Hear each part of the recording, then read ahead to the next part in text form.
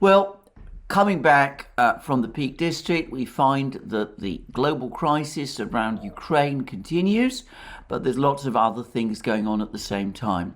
President Macron's party has had a deeply disappointing result in the first round of the French parliamentary elections. It now looks possible that he will lose his parliamentary majority, in which case he may be forced to cohabit with a prime minister, not of his choosing, and could very well find himself a lame duck president for the remainder of his presidential term.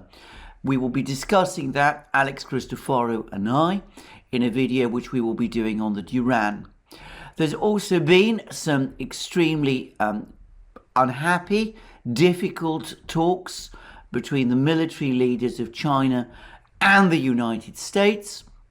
The US came away from those talks. This is between General Lloyd Austin, the US Defense Secretary, and his Chinese opposite number. The US came away saying that the talks had gone reasonably well and that the Chinese comments on Taiwan were less strong than they have been in the past. That is incomprehensible. The Chinese have gone out of their way to reject that. And in fact, one gets the sense that far from the situation over Taiwan settling, it is actually deteriorating, making the prospect of a war there even more likely. That too is a subject that I'm going to discuss in a program with Alex Christoforou. And the third topic, which is in fact directly connected to our topic today, which I'm afraid will again be about Ukraine, is the deteriorating economic situation.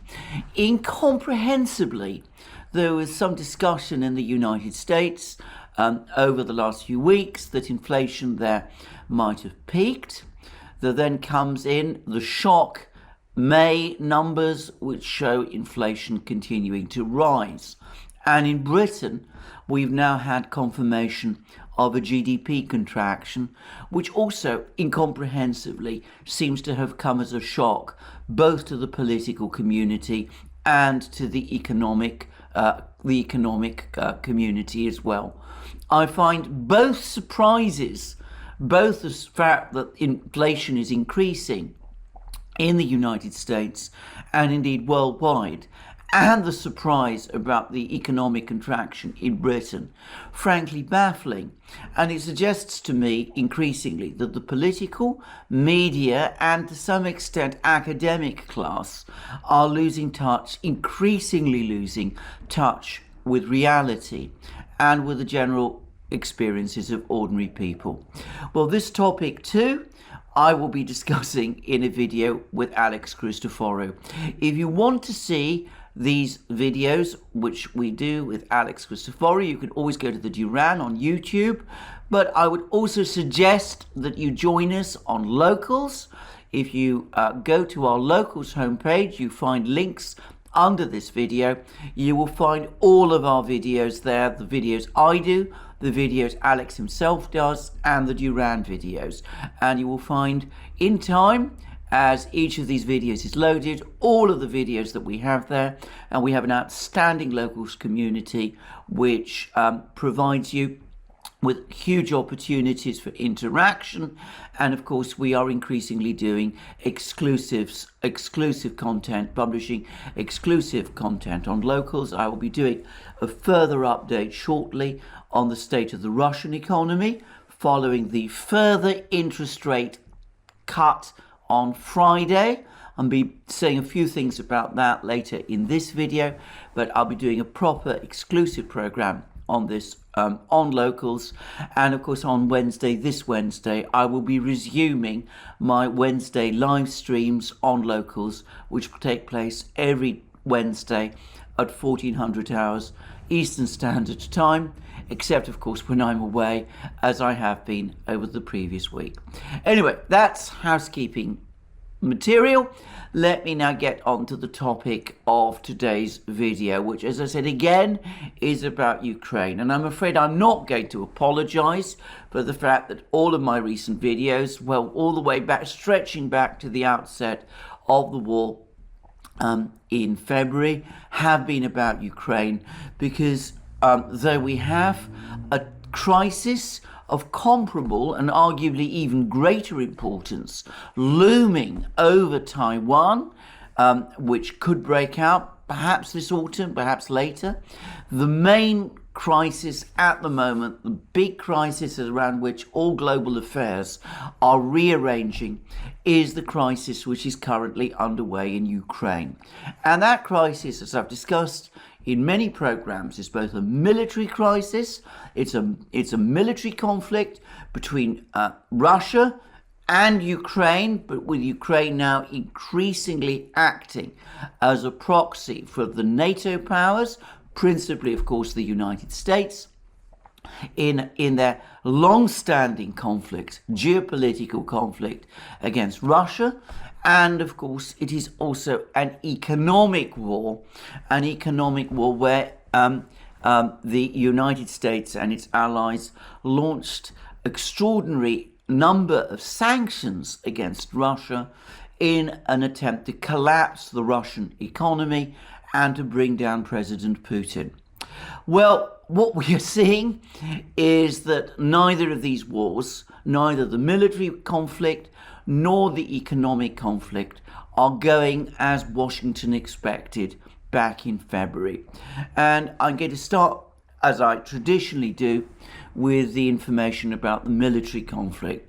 Now, the major flashpoint of the fighting remains Severodonetsk, the city in northern Lugansk region, which the Russians have captured. They've captured the entire residential area of the city, except that there is a Ukrainian force, military force. It's not clear how large it is.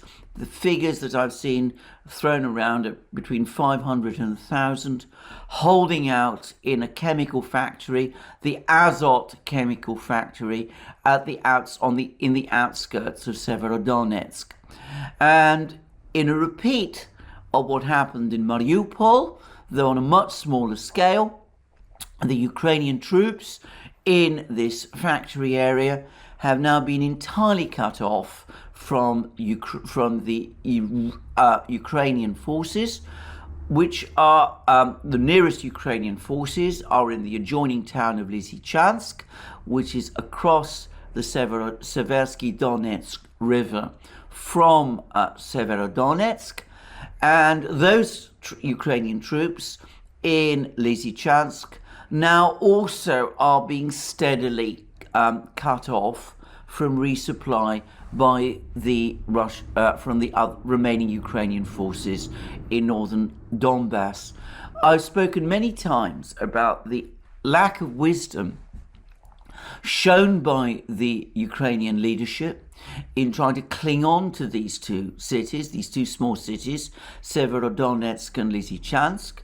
There have been repeated rumors, partly confirmed by the Ukrainian governor of Lugansk region, Sergei Gaidai, that there was repeated rumors and repeated discussion, it seems, amongst the Ukrainian leadership about the advisability of pulling Ukrainian troops out of Severodonetsk and Lysychansk and perhaps consolidating them with the larger Ukrainian grouping in the Slavyansk-Kramatorsk region.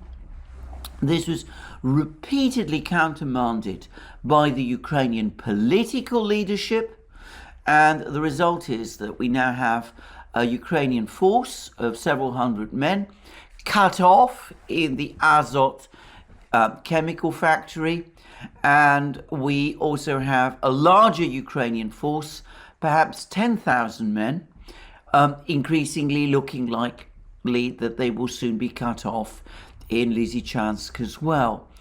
And if we come back to the events in the Azot chemical factory, it's beginning to resemble a rerun of the events in Mariupol, where, as you will no doubt remember, a Ukrainian force of, as it turned out, around 1,500 men got trapped in the Azovstal steelworks.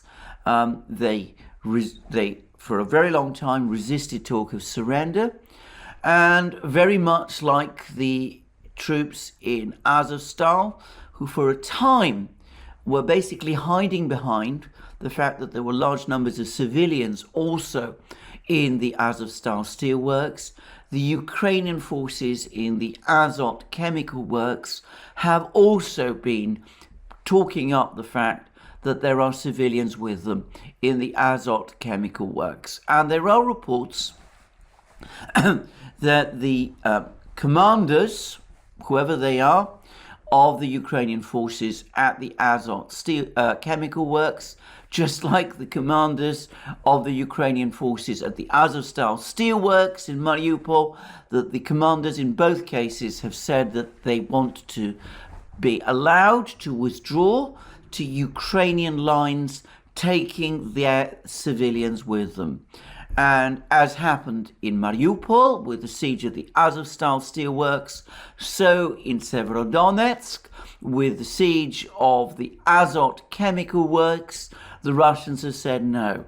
The Russians have said that the civilians may leave and go wherever they choose, but the only option for the soldiers, for the Ukrainian soldiers in the Azot chemical works, as it was for the soldiers in the Ukrainian soldiers in the Azovstal steelworks, is for them to lay down their arms and surrender, or to fight on until they die. And I should say that these troops in the Azot chemical works are now, it seems, completely cut off. Over the last couple of days, the Russians blew up the last bridge connecting Severodonetsk to Lysychansk across the Seversky Donetsk River, so that the possibility of retreat or reinforcement for these troops in the Azot chemical works has now gone, and they now face an impossible situation. Now, I want to make one point clear. I don't think that this is going to be as long drawn out an affair as the affair in the Azovstal steelworks was.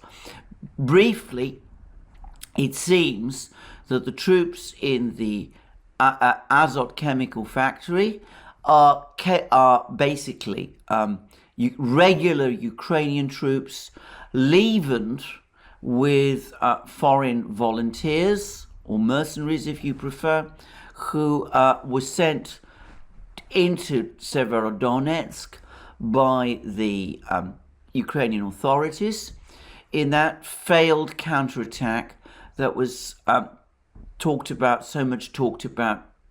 2 weeks ago. So I don't think that these troops have anything like the levels of motivation that the men of the Azov regiment had, who were holding out in the Azovstal steelworks.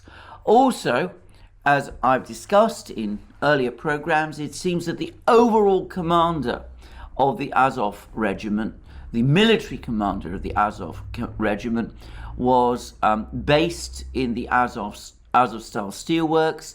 There doesn't seem to be anybody of similar political importance and authority in the Azot chemical works. So I expect that sooner or later, probably at some point over the next few days, both the civilians will be allowed to leave the Azot chemical works, and the Ukrainian troops there will mostly surrender. In fact, there are reports that some civilians have already been allowed to leave. So I suspect that this will not be as long drawn out an affair as the affair in Azovstal in Mariupol was. And in addition, it seems that the Russians have been tightening their noose around Lysychansk. the main road to Lysychansk, linking Lysychansk with the main Ukrainian base in the rear at Bakhmut, has been shelled by the Russian artillery for some time, making it all but impossible for the Ukrainians to send supplies there via that route. There is another smaller, more difficult road, which the Ukrainians are now using to try to keep their troops in Lysychansk resupplied. But there are rumors that the Russians are now closing in on that route as well. And it does seem also that the Russians are gradually, steadily closing in on Bakhmut, this main base in the rear area as well, and that this is causing the Ukrainians a growing multiplicity of problems. And the British Ministry of Defence, by the way, has now published one of its regular updates on the war. I rarely pay much attention to those. Just as, by the way, and in parenthesis, I largely ignore reports published by the neocon-dominated Institute of War in Washington that we hear so much about. That is largely run, so far as I can see, by the Kagan family. Its chair, the chair of the Institute of War, is apparently the wife of the brother of Robert Kagan, who is in turn married to Victoria Nuland, who is the Assistant Secretary of State, who is one of Ukraine's major advocates. And this is a whole, as I said, neocon run outfit. Well, I don't usually pay much attention. I pay no attention to the Institute of War. I don't pay much attention to what the British Ministry of Defence says about the war. But it did say today that from this point on, the future of operations in Donbass will largely depend on the success. It didn't say the success of whom, but clearly it means the Russians in carrying out crossings of the Seversky Donetsk River. And these crossings are now, by the way, going to become much easier because with the hot weather, with the summer now closing in, the water levels of the Seversky Donetsk River are falling, making crossings much easier. There are apparently even places where one can actually wade across. So it's likely that over the next couple of weeks, we're going to start to see an increase in tempo of Russian armored offensives in Ukraine. And it seems that the Ukrainians are basically now desperately short of armor.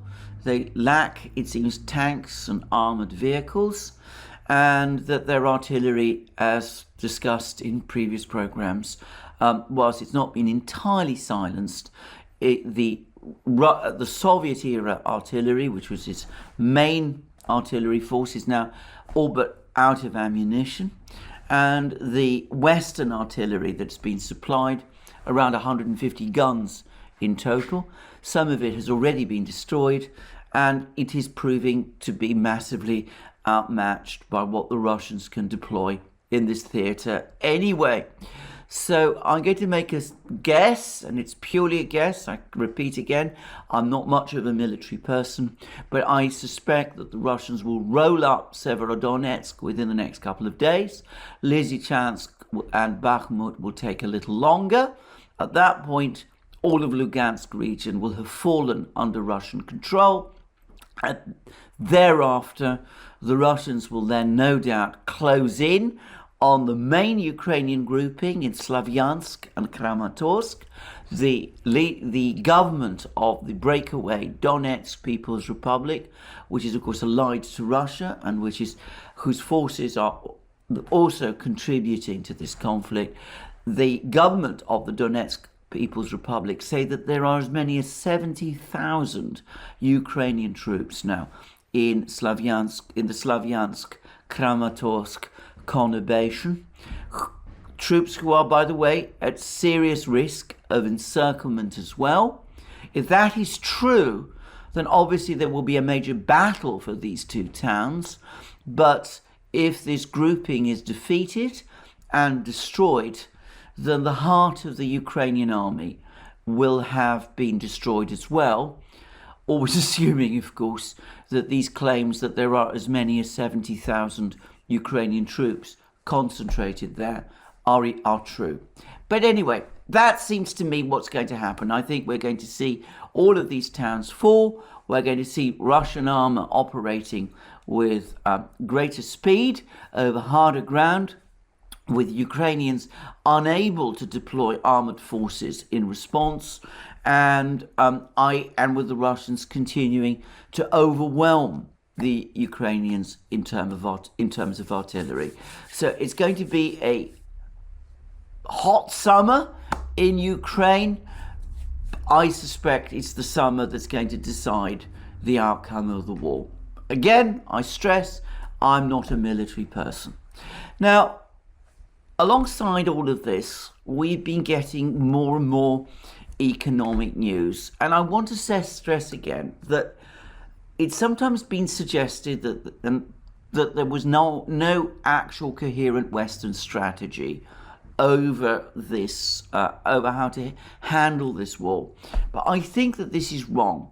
I think that at the beginning, back in February, there was a widespread assumption in Washington and in London and in Brussels that the Russians would overextend themselves militarily in Ukraine, that Ukraine would prove a difficult nut for the Russians to crack, that the Russians would get bogged down fighting in Ukraine, and that this massive sanctions that were fired at them, that would create an economic and political crisis in Russia, so that with Russia bogged down and making no progress in Ukraine, and with the Russian economy in the process of collapse, President Putin's government would become discredited and would fall, and that the Russians would suffer some kind of spectacular defeat in Ukraine.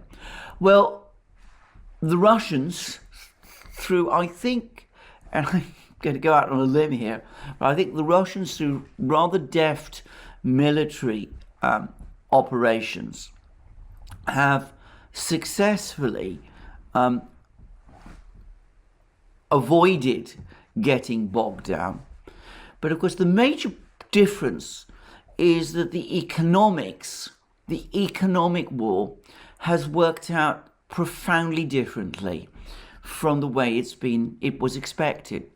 Now, on Friday, the Russian central bank reduced interest rates. They've now gone down to 9.5%.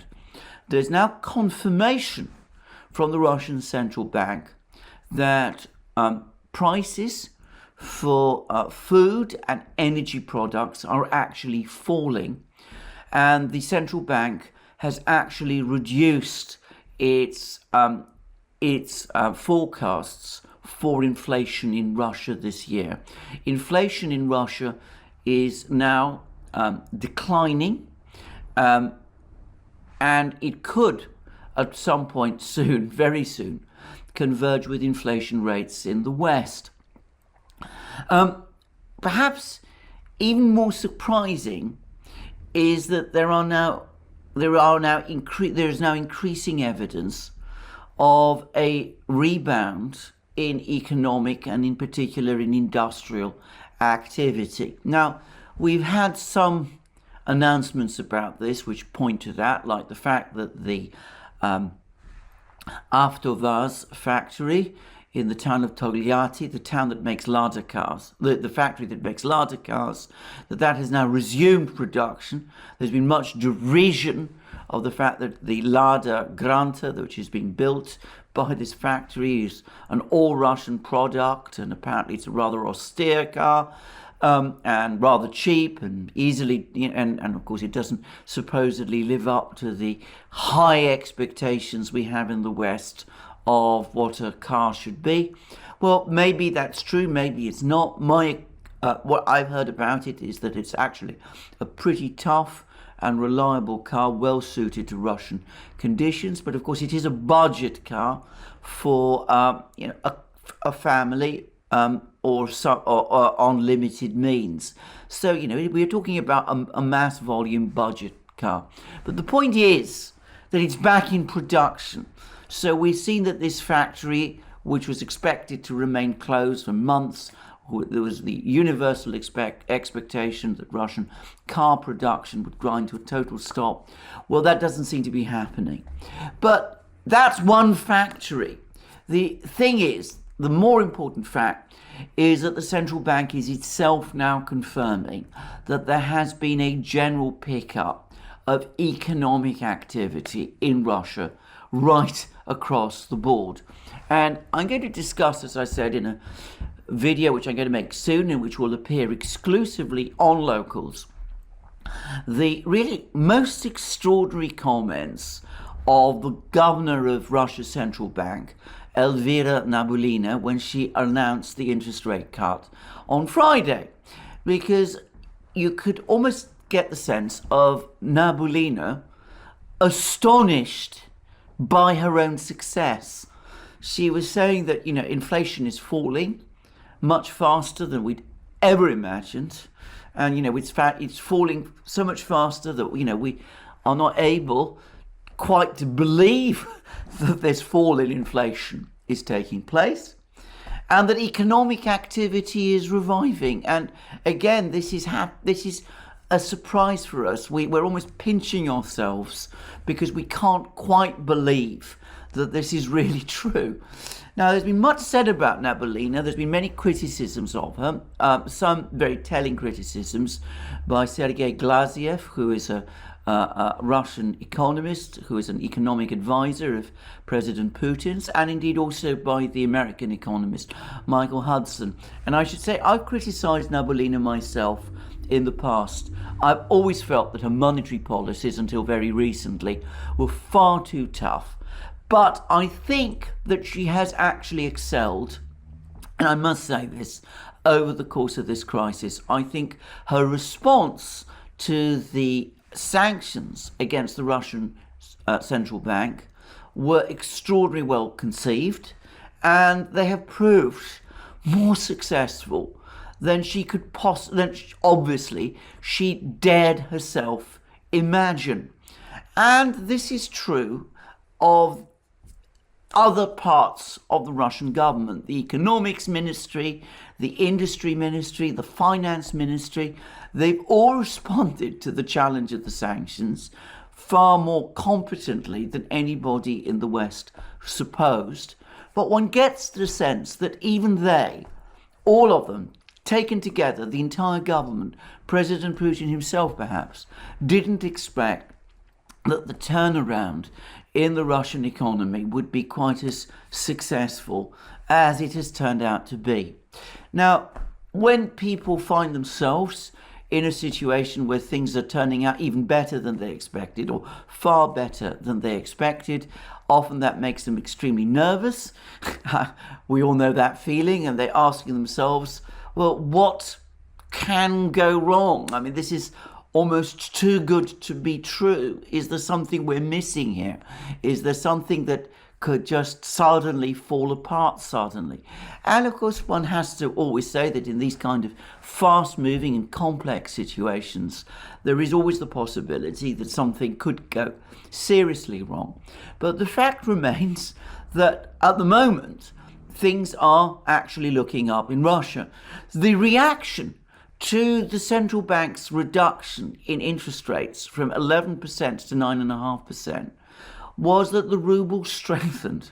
The central bank has been trying to weaken the ruble because, in my opinion, they have a misconceived belief. I think it's misconceived at the moment. Longer term, it may turn out to be correct. But I think that they're worried that an overstrong ruble will create problems for the economy going forward. I think at the present time, Russia needs the ruble stronger rather than weaker.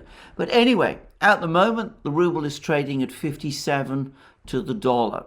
It was in the mid-70s before the crisis in Ukraine began. It briefly fell to around 150 to the dollar in the first weeks after the sanctions were announced, but it's been steadily strengthening ever since even as interest rates have been falling. And one has to say that the fact that the ruble has been strengthening in this way, though it is undoubtedly playing a role in the good economic numbers which we are seeing, it is also reflective of a growth in confidence amongst the Russian people about the state of the economy, and that is reflected in the state of their currency. So that's where we are in Russia at the moment. Contrast that with the situation in the West. We see that in the United States, inflation has risen. As I say, it's a subject Alex Christoforo and I will be discussing in another program. We see that in Britain, GDP has contracted. Ditto. We will be discussing that in another program. And we can see growing dismay because the Russian recovery, the fact that Russia didn't buckle under the sanctions, has given the Russians the time they need to get on top of all the military problems that they faced in Ukraine itself. And that was not what was anticipated in the West back in February. So instead of the Russians being bogged down militarily in the West, in Ukraine, and as their economy collapses, we see the Russian economy strengthening and stabilizing, giving the Russians all the time they need to get on top of the military problems in Ukraine itself. Meanwhile, in the West, and this again I think was completely unexpected, it is the Western economies that find themselves in a state of deterioration. And there is now clearly recrimination going on behind the scenes and a debate going on. And the clearest sign I've seen so far that there is such a debate is an article which appeared in the London Times by the former head of the British Army, Lord Richards. Now, the fact that this person has come out and spoken out in the way that he has now done is a sign that there is a debate, that he's speaking for some people within the British military, and that he's now feels able to criticise the politicians. And it's a sign that there is a debate underway, and that this person, on behalf of at least a section of the British military, is now weighing in on that debate and doing so in a public forum. And what Lord Richards said is that the Western powers have no strategy. They do not know what to do in this crisis. And he reminded everybody that he'd been skeptical about the Iraq war, that he'd advocated that the West should not involve itself in the Syrian conflict, and that the better outcome for the West was to allow President Assad to win the war in Syria, and that he was adamantly opposed to the intervention in Libya. In other words, he's pointing out that he has a much better record, and one suspects the military has a much better record than the politicians have about these sorts of conflicts. And he complains that Western leaders lack any conception of grand strategy. And what he's saying is that the result of Western policy is that China and Russia are drawing closer together, when the whole policy, the whole purpose of policy, given the crisis the West potentially faces from this converging alliance of the two, was to prize them apart in some way. So if the Ukraine war was intended to create a crisis in Russia, which would pull Russia away from China, it's having the opposite effect. And Lord Richards is saying, we've got to stop, we've got to think what we're doing, because this is turning out badly for us in the long term. Now, Lord Richards doesn't provide a way out. He doesn't say what the West needs to do in this situation. He's too wise, I think, to endanger his entire position by saying what that the West should lift the sanctions war and seek a peace settlement in Ukraine. But clearly, that's the implication of his words. Now, what would the peace settlement be? Well, I think others have been saying it too. Henry Kissinger hinted as much at this a few weeks ago at the Davos summit. He said that the West has only a 2-month window to try to come up with some kind of settlement of the crisis in Ukraine. In the event that it doesn't, then the window will close. Kissinger didn't say that the Russians would win, but of course that's what everybody, I suspect, quietly realizes he means, and then they will dictate terms. And I think that Lord Richards is probably thinking along the same lines.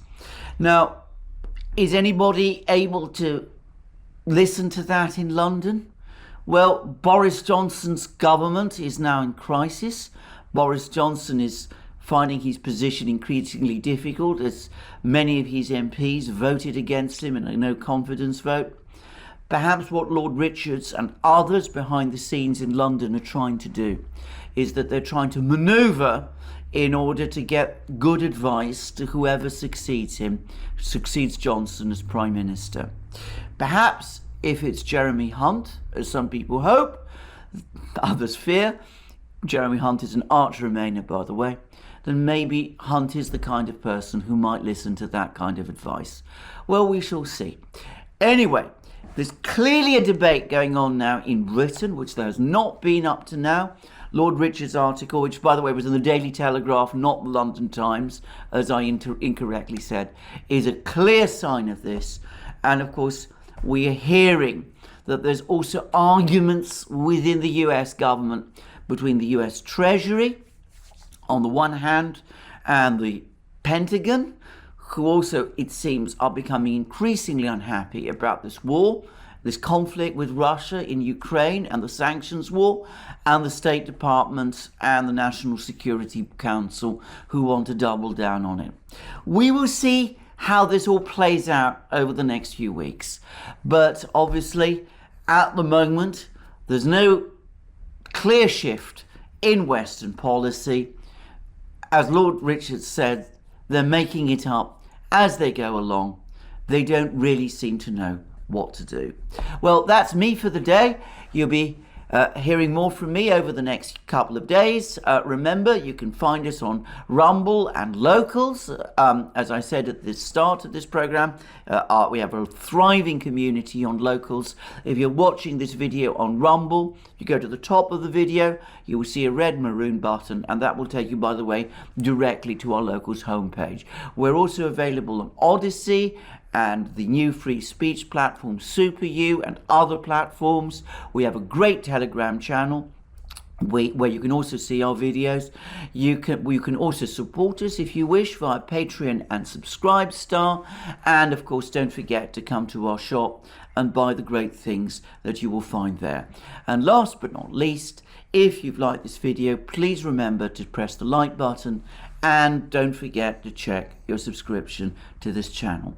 Thank you for joining me again today. More from me soon, and have a very good day until